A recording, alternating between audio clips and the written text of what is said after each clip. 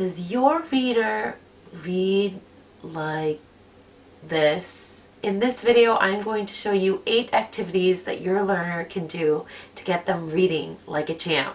Coming up. Hey guys, it's April from Teach Young Minds. Today is all about reading fluency. Fluency is really important for your learner to master because without it, reading out loud can get awkward, it's painful, and honestly, it can get quite a bit boring. So we want our learners to be reading with expression, we want them to be reading smoothly, and fluency will get our learners there. Learners need to hear what great reading sounds like, and this is where read alouds come in. Read alouds are really great for students to model after. They are hearing you read the words with accuracy, with speed. They can pick up on the tone and expression of your voice, and that allows them to mimic or model it when they're reading on their own. So I would suggest that you read aloud to your students on a daily basis. For example, I added into my routine with my son by reading to him every night, and it's become a really special time. Learners can also listen to audiobooks while reading a story. You could even tape yourself reading books that you have around the house that they really like, and then play it as they are reading the story on their own. That's a great independent activity for them.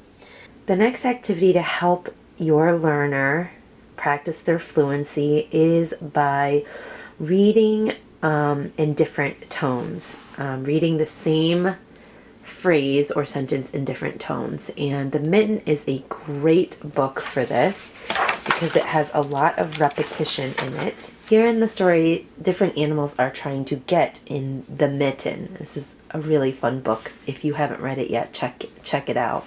"No room," said the fox. "No room," said the rabbit. "No room," said the squirrel. "Go away." They are practicing different tones using the same sentence. That helps them with adding expression to their reading. This is a new book for your learner and you want them to read it somewhat independently. I would also point out different vocabulary in the story that might get them tripped up or they might see frequently.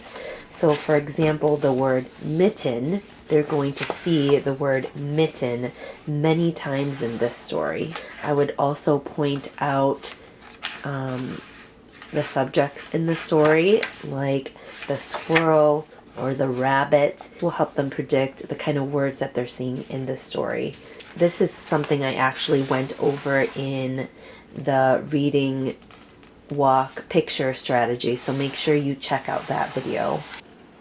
Partner reading is also great for practicing fluency, and there's a couple of different ways that your learners can do partner reading.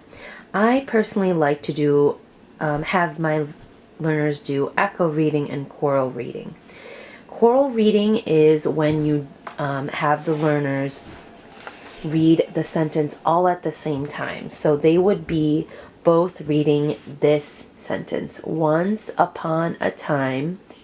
So they would, the two or three learners would be reading that at the same time. The other way is to do an echo, and that's basically to have one learner read the sentence and then the other learner to echo after them. So learner number 1 would say "once upon a time," and then learner number 2 would echo it, "once upon a time." And they would keep going throughout the story.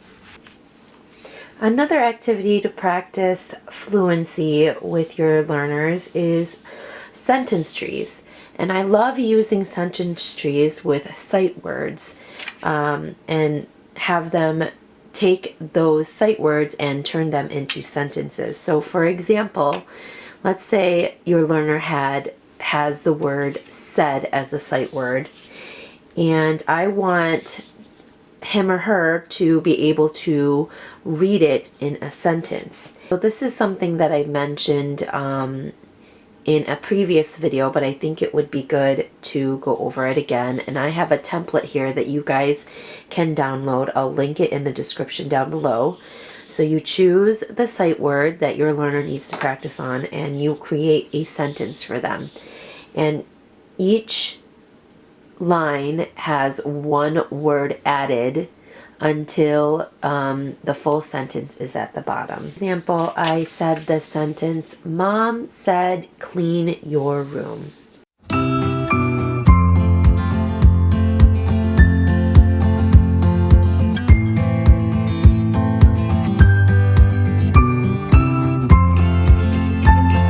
So in doing this, they're practicing the word said 4 times, and they're also, as they're building up, they're able to say the sentence fluidly because they have practiced it multiple times. Another activity that would help your learner in fluency practice is to have them read the sentence in phrases.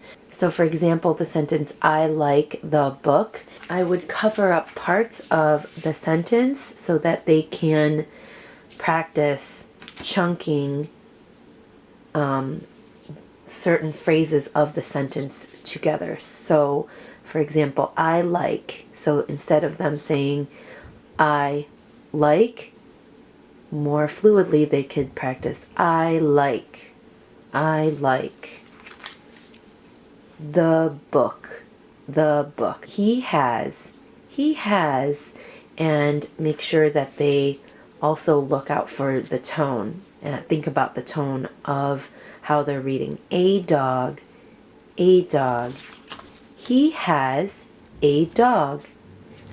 The last thing I wanted to mention in fluency practice is making sure you expose your learners to books that are at their level and that they're interested in.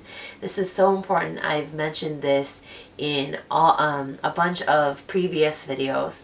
But if students are exposed to not only books that they're interested in, but books that are also at their level, you're setting them up for success. So there you have it, friends. 8 fluency practice activities that your learner can do to increase their fluency skills.